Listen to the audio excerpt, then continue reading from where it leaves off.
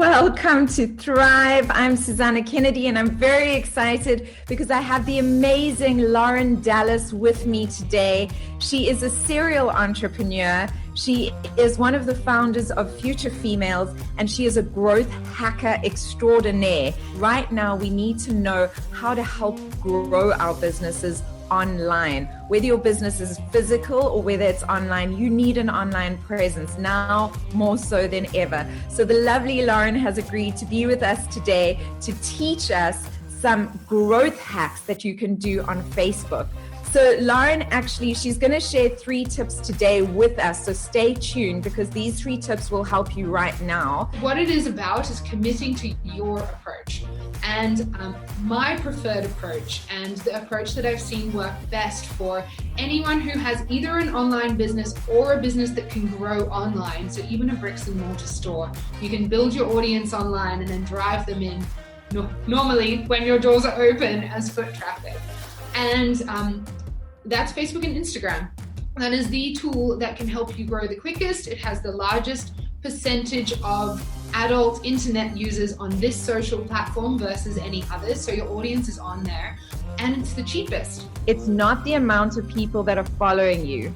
It's the amount of interaction that is important. And why I'm repeating this is because so many people think, no, it's the more people that are following me that's important. No, it's the more interaction that you're actually getting from the people. That's what's important. Do you use Facebook advertising? Do you know how to use Facebook advertising?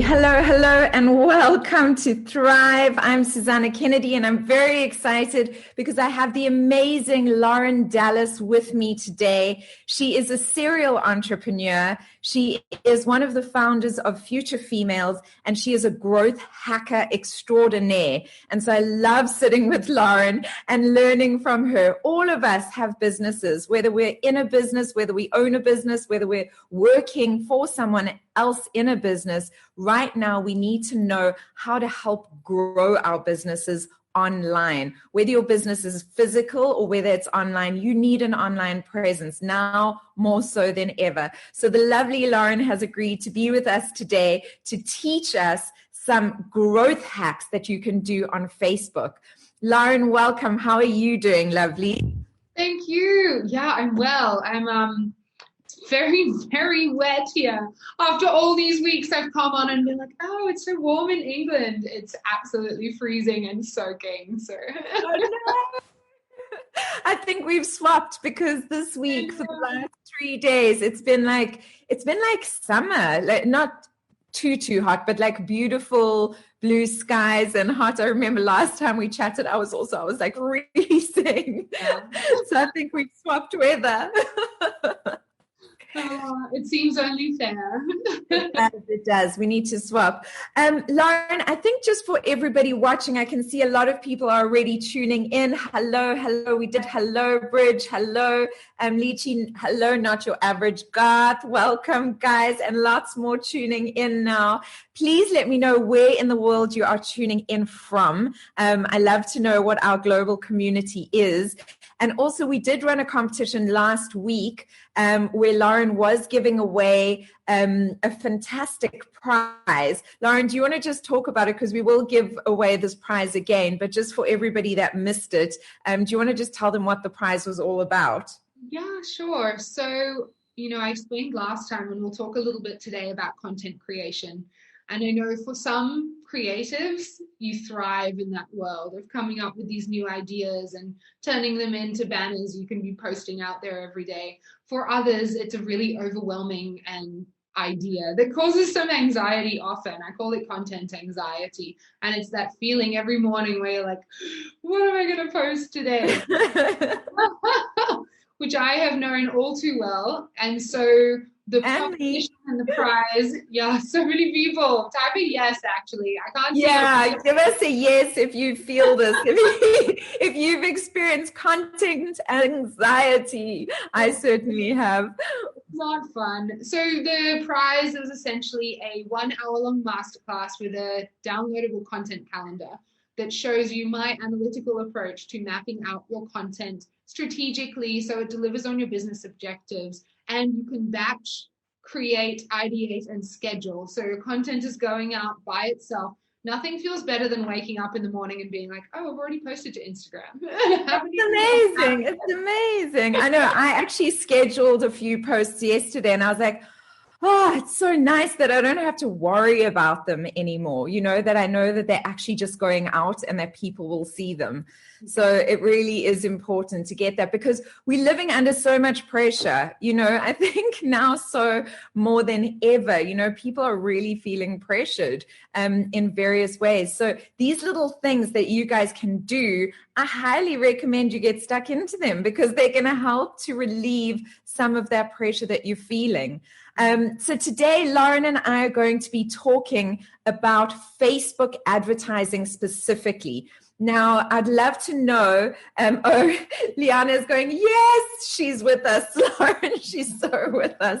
I wanted to ask you for people who are not aware of the kind of magnitude of an impact that Facebook can have on a business. Maybe we can just contextualize that quickly, because some people think, oh, Facebook, whatever, but actually it's massive what Facebook can do for your business. Do you want to maybe just contextualize that a little bit quickly?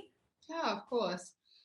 I think, how I would like to talk about this is, and I ran a webinar recently talking essentially about overwhelm and about how so often as entrepreneurs, solopreneurs, which I know a lot of people are, or even with a small team, we just try to do too much. And I am 100% victim of this every single day.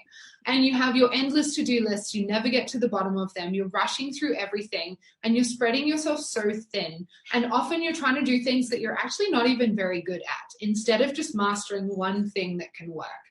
And so how I would contextualize it is like, there's a lot of things you could do that would work for your business. There are people seeing huge success on LinkedIn. There are people seeing great success through direct, like cold calling still.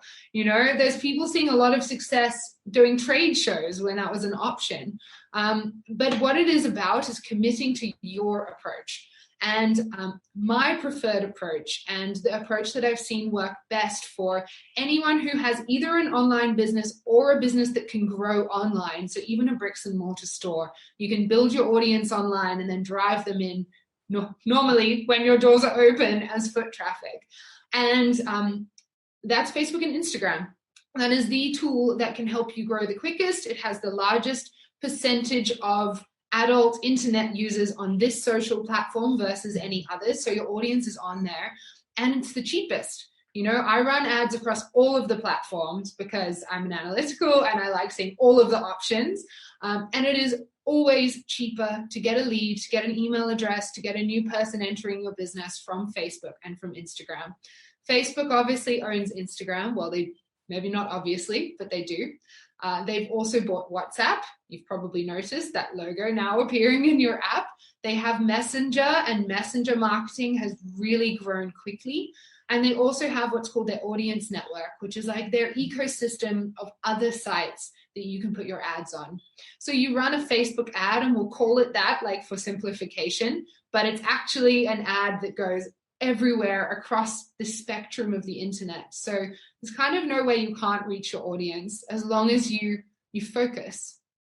Yeah. And what I find so amazing is that with Facebook, guys, if you think of it this way, I'm dying to do your Facebook advertising course, by the way. Lauren has got a Facebook advertising course that's specifically for people like me who don't know anything about this sort of stuff. And how many of you actually use Facebook advertising? I want to actually ask, how many of you know how to use Facebook advertising? Just give me a yes in the comments below.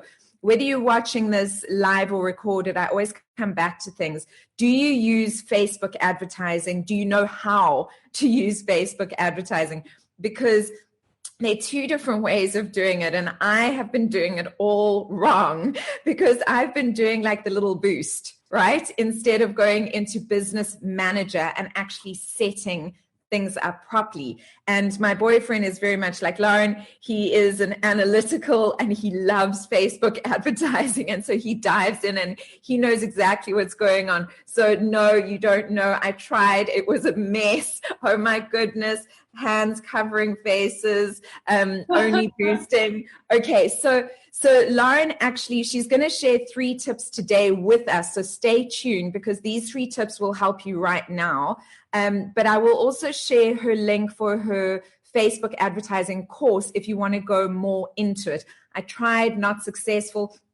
Guys, you're not alone. That's why you're watching the show, so that you can learn. So we are going to give you 3 tips today. Please do tag anyone you think would benefit from watching this content. Just tag them below. Any of your friends, colleagues, business colleagues, distant cousins, bring them all in. I like to share. So please do that now. And the reason why I look down is because we are live streaming on Instagram and Facebook, and I'm recording on Zoom. So it's not because I'm not paying attention to you guys. But Lauren is going to give us 3 tips now. And something I want you to be aware of. If you think about everybody that you know that's on Facebook, Facebook has everyone's data, which means that it knows who you are.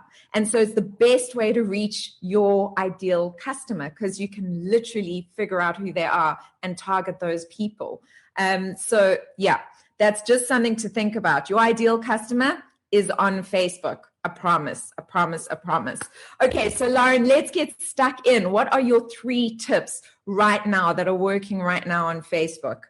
Cool. So I'm actually going to completely change the tips I'm sharing. Okay. What I told you I was going to share, because that was a few days ago now and things have changed a bit.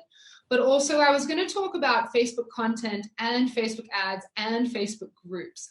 But I think, we've kicked off with ads. I've got a lot of feedback from my Insta story this morning asking people how they're feeling about their ads. And most people said they're not even running them yet. So I'm going to focus 3 tips on ads. And then next week or the week after, we can come back to the content and the groups. So guys, if you have questions on those, let us know. But for today, let's get stuck into ads. My first tip is strategically, you build from the back. So a boosted post is a really easy way to spend your money. As Susana said, all you have to do is hit that little blue boost post button. It's so tempting. You're like, oh, I should probably run an ad. I'm going to just pop 500 Rand and see what happens. But nothing typically happens, and it's very demoralizing. And there's a few reasons for this. The first is you're only boosting, to what we call like top of the funnel objectives, meaning you're boosting to people who, and Facebook's putting that content in front of people who typically interact with content that they see in their feed. So people might like it, people maybe will comment, maybe share if you're lucky, they might click, but you're very unlikely to have the person who's going to buy from you being the same person as someone who typically likes posts in their feed.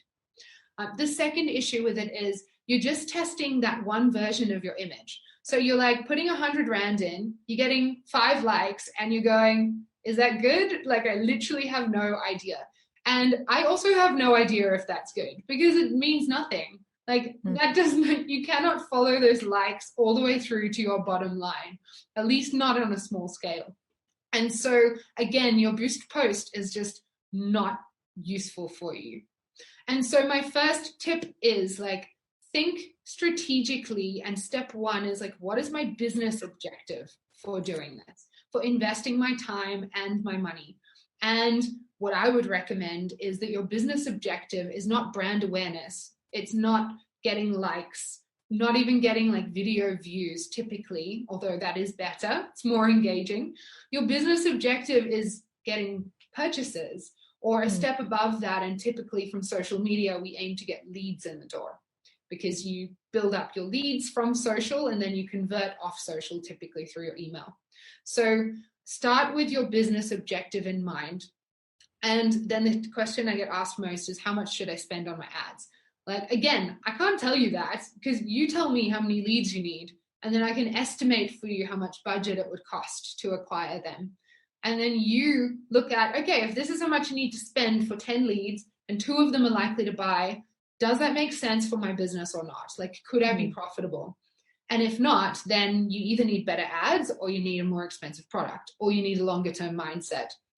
So that's tip 1. Start with the right objective in mind. Great. So that's such a great tip, because I think so many of us do that. We like, okay, I need to reach people. I need to bring people in, and maybe if they see things, maybe this, maybe that. But if you're actually very clear, leads and purchases, that's really, really clear. How many of you found that helpful? How many of you do not do that when you are setting up a boost or an ad? Just say me at the bottom so that I know that you guys are with us. Just say me. And while you guys are doing that, I just want to reiterate that Lauren is running a competition. We're doing it every week because we want to help as many people as possible to give away that online course. It's a 1-hour masterclass. Meow. I'm getting meow. Me. It's a 1-hour masterclass on how to do your content creation plan for a year. Now, I know that we're living in a time where we don't know what's happening a year from now, but you can always tweak it along the way. So this is just absolutely massive. And if you think about the masterclass is an hour, and then it'll take you on average between 1 to 2 hours to actually do the setup yourself for a year's planning, guys. It's such a brilliant prize. And we are going to announce our first competition winner in just a little bit.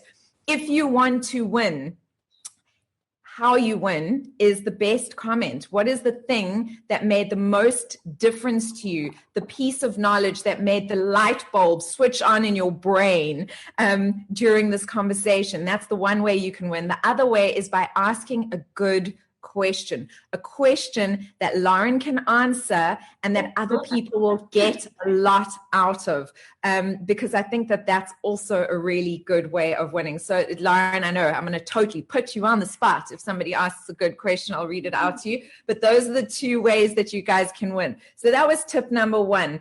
Know what your business's objective is. Tip number 2. Cool. So there's a common misconception that the bigger your audience, the more chance you have of success. And it makes sense. What your audience is the group of people you define within Facebook using all of the crazy data points they give you, interests, follows, behaviors, etc. And typically people struggle because you get into this world of Facebook and you're like, this is awesome. Look how many millions of people there are that could potentially buy from me. If I use Future Females as an example, right, we serve female entrepreneurs. So I could potentially think my audience should be all women, most age groups. I speak English and my ads are in English. So let's say English speaking in all the countries that we exist that are maybe interested in entrepreneurship. If I did this, I would have an audience of like probably 18 million people or more. And the problem is if I'm running an ad and my budget's like 200 Rand or 500 Rand or even 5,000 Rand a day, I'm reaching like the tiniest 0.01% of that audience. And so I spend for 3 days and I go, okay, those results look okay or bad or good. I don't know if that's because this audience is good for me or not, because I've only reached the tiny corner of it. What you need to do instead is chunk your audience down to be small and the ideal size for you. And this is the like most important number in your ad setup. Keep your audience under around 600,000 to 800,000. You can run audiences that are very small down to say 10,000 could still work. And then always have more than one audience tested against each other. So you could split by like male, female. You could split by Johannesburg, Cape Town. You could split by interested in marketing, interested in entrepreneurship. Whatever makes sense for you, you always need to test one against the other and make sure that that size of audience is under that amount. Otherwise, you're just going to take so long and so much more money to be able to learn. If you keep it fairly small, then in 3 days you go, cool, this audience is better. I'm only going to target men, or I'm only going to target Joburg, and your ad budget can be taken down for the same result. That makes so much sense to me. That makes absolutely so much sense. So guys, that's tip number 2, is your audience size is essential. It's also, Lauren and I have spoken about this before, but it's not the amount of people that are following you. It's the amount of interaction that is important. And why I'm repeating this is because so many people think, no, it's the more people that are following me that's important. No, it's the more interaction that you're actually getting from the people. That's what's important. I see 2 great questions have come through. And once Lauren has finished her 3rd point, I will come back to that. So just to recap, Lauren said between 600 and 800,000 is a good size audience, even down to 10,000, if that means that it's your right audience. Always remember to do a split so that you can test it. So whether it's male, female, location, whatever it is, try and do a split audience so that you can see which one is working better. This is for people who have analytical brains, because you've got to kind of watch it. It's like watching the stock market or watching something like that. But once you get into it, it does become quite exciting because you can see what is working. And as soon as things start working, that's when it gets exciting. So, Lauren, I'm going to let you dive into tip number 3. So, tip number 3 was going to be about creative, but I think my real advice here, and when I say creative, I mean the images, which is the biggest driver of whether someone clicks or not. Your copy matters, of course, but the biggest influencer is your image or your video. I was sharing a story this morning. I had an ad running 2.5 years ago, and I used this one picture. It was me standing in front of a screen presenting about Facebook ads. And so there was lots of words in the background that people would recognize, like audience, pixel, ad, whatever. And it absolutely killed it. Like, it wasn't a particularly good ad. The quality wasn't great, but it just nailed it. And I have no idea why. And maybe because I look credible and people can recognize the words. Anyway, I literally never had to take this ad down. It ran so well for a year. And every day I'd check on my ads and be like, surely people are getting sick of this picture. But it kept working until Facebook changed their rules and they banned ads that had over 20% text in the background. Those of you that run it already, you'll know, like, no text is the best. Mm-hmm. So what I did is I downloaded this ad image. I put it in Paint back then, probably more than 2 years ago now. Must not have had Canva. I used my eraser to erase the words off the image in the background, and then I put it back up. I ran an ad campaign 2 months ago, and I was like, I'm just going to pop this one back in and see how it goes. And it was my best performing image all over again. No way. It looks crap. Like, it's no designer would ever recommend this. But I share this because the thing is, like, you don't know what's going to work until you try it. Like, pop up your most extreme ideas. Pop up like an image of you looking incredibly happy and then someone looking incredibly frustrated with eye contact and then like a backwards face. Like, try the extremes of each thing you can think of, you know? And sometimes the more authentic pictures that are not like beautifully designed templates with stock shots, you know, they're the ones that go really well. People want authenticity in their content right now. They want the same in their ads. They want ads that don't look like ads. So that's my fear. Go authentic, experiment, and always run more than one. Amazing. I love that. I really, really do, because I think that it is a trial and error thing with Facebook, and so many of us get stuck in perfection. I mean, I'm a recovering perfectionist. So anybody else a recovering perfectionist out there, like hashtag recovering perfectionist right here. Now I strive for progression instead of perfection. It's like my motto, but I'm definitely a recovering perfectionist. And so I have found it to just give me a thumbs up if you guys are with me, or a heart, so I know I'm not alone. But I have sometimes been paralyzed by the perfectionist in me going, no, but you got to get this looking absolutely amazing. And the truth is exactly what you're saying. You don't know why that image worked so well, but for some reason, people really associated with that image and dived on and attached to it, and it's worked really well. So I actually have a quick thing to add on that.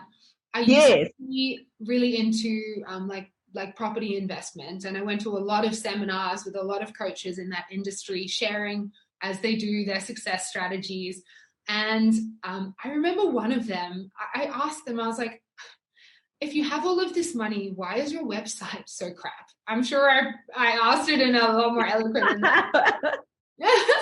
But they said to me, it's because because people don't trust the gloss.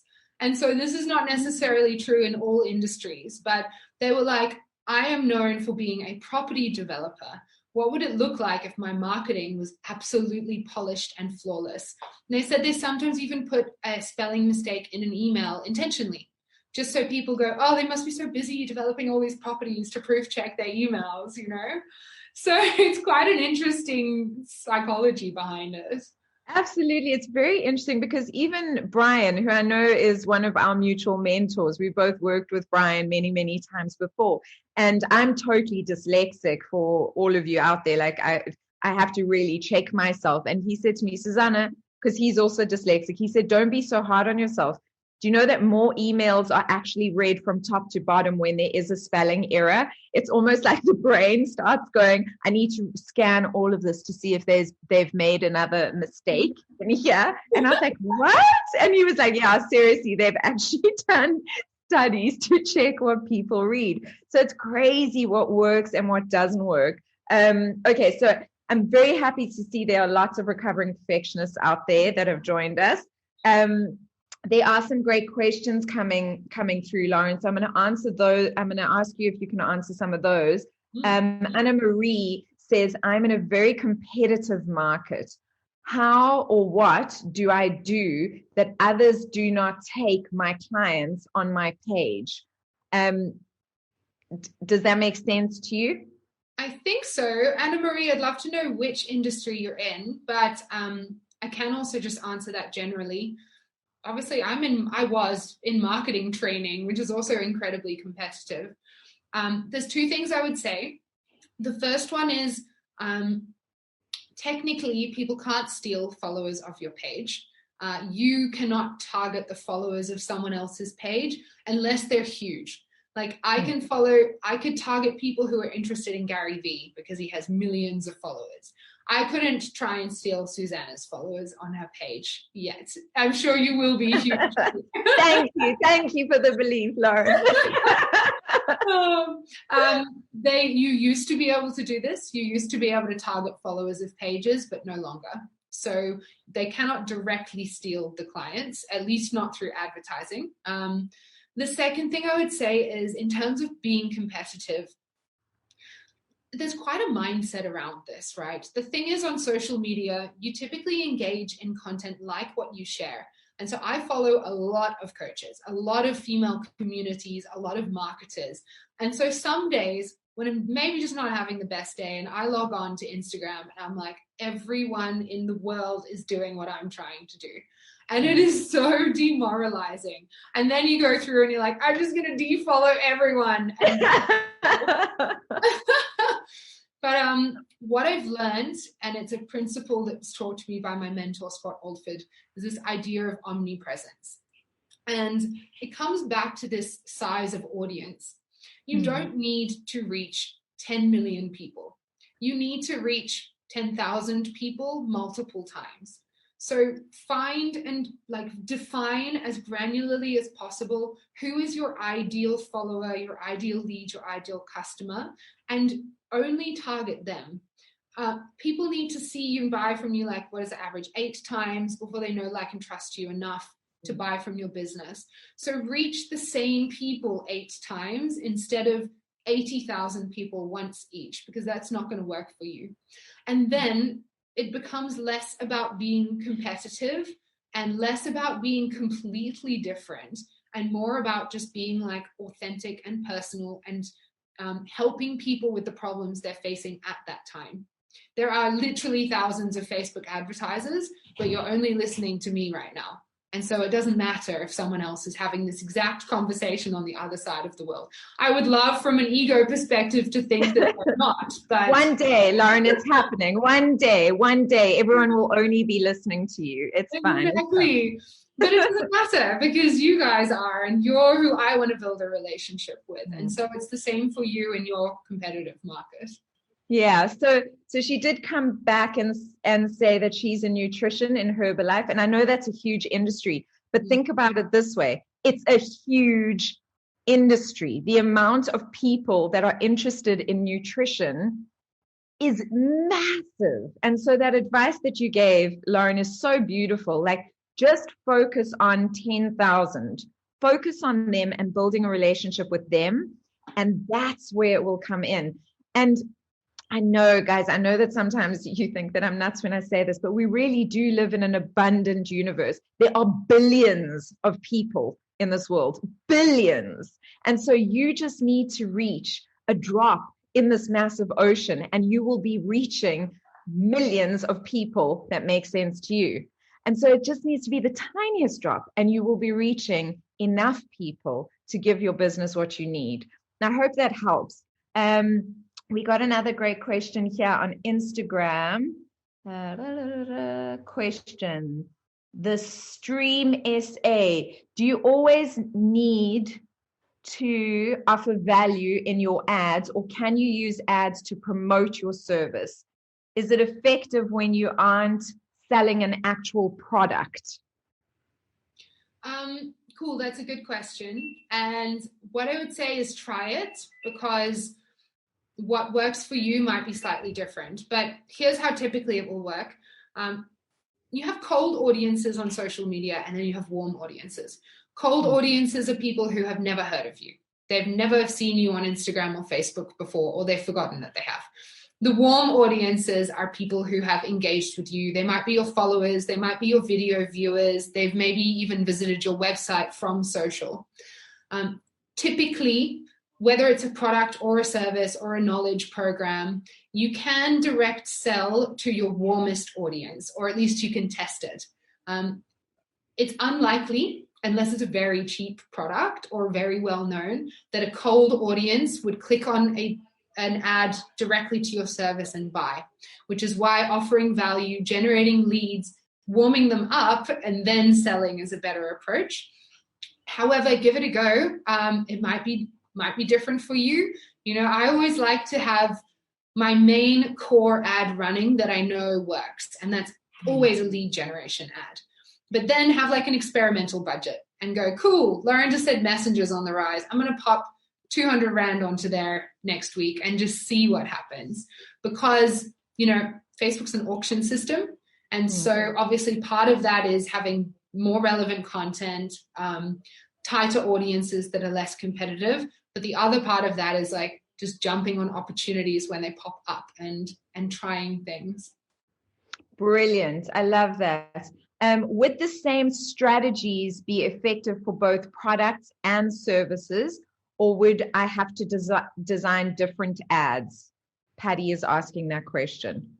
Okay, cool. So, I mean, yeah, you would probably want different ads because obviously they're different end products. And so even with a lead generation approach, whatever your freebie is, that thing of value you're giving people, your ebook, your webinar, whatever, it should be a teaser for the actual sale. So even for a physical product, you could do, you know, I have a friend that sells sneakers, and he just partnered with a coach to teach people how to train for a 10K during COVID, which I think is fascinating, and I clearly have not been doing, but but that would be his freebie, and it makes sense after that to then sell people sneakers. He also does life coaching, but if I have just opted into his 10K ebook and then he tries to sell me life coaching, I'd be like, I don't really get how this is a flow. Think of your online experience as a conversation, like you would have offline. It just needs to make sense from start to finish. Amazing. Lauren, I have listened to your webinars. You are so authentic. Thank you, says Jolanda. Thank you. Thank you. Anna Marie says, absolutely spot on. Thank you. And I also got another wonderful comment here for you, Lauren. That makes so much sense. The Stream SA said that makes so much sense. Thank you, Lauren. Always such a sound advice. So thank you guys for tuning in, spending your morning with us. Yeah, so great. So last week, I got a comment that said, this makes so much sense. Very helpful to finally organize my thoughts, like to actually think about what I need to do and organize my thoughts is the step in decreasing the stress. And so that was the comment that came through last week. And guys, this is why we're doing this, is not only to empower you to be the best you can be, but also to live life happy. We want to have happy, thriving existences. And so how do we do that? We find ways of doing business better, cleverer, not harder. It's about being clever about what we do and empower you to really take the stress off you and live your dream. That's my mission in life. And I know Lauren does such a fantastic job with that, with all of her ventures as well. Future Females Business School is another thing that you guys need to check out. In fact, Lauren has a webinar. Do you want to tell everyone? I know we're going over time, but we'll finish straight after this. But do you want to tell everyone just a little bit of insight about your business school in case anyone wants to listen to your webinar? Yeah, of course. So I'm actually rerunning this webinar next Tuesday, Wednesday. So I'll send you a link by the end of today. You can share. And it is a remake of a webinar around about 6 weeks ago. But of course, things change. And it's about 4 strategies to grow your business online. So we'll be talking through essentially like what are those building blocks for a thriving online business? What do you need in place and what can be automated? And like, what can you just ignore for now in any case? So that's what this webinar is. We'll be talking a little bit about mindset blocks, a little bit about ego and what holds us back as entrepreneurs, but then digging into these 4 pillars. And it's our PAVE model. I've mentioned it before. It stands for profit, attraction, visibility, and engagement. How do you have those 4 things and tie them together so your business is working hopefully on autopilot? Brilliant, brilliant. So guys, I am going to share it with you. I watched the last one, so I'll definitely tune in for your new one to see what you've done to update it, because it's always got such great helpful tips. Even if you've watched it before, there's always something new to learn. And for all of you that have tuned in, lots of love and light. Thank you so much for tuning in. Lauren, stay warm out there in England. Thank you. I'm just rubbing it in while you can. Sorry, no, stay warm. I really mean it. I hate being cold. Well, thank you. Thanks so much for having me. Thanks everyone who tuned in. Me too. Thank you so much, Lauren. Lots of love. Bye, guys. See you soon. Bye.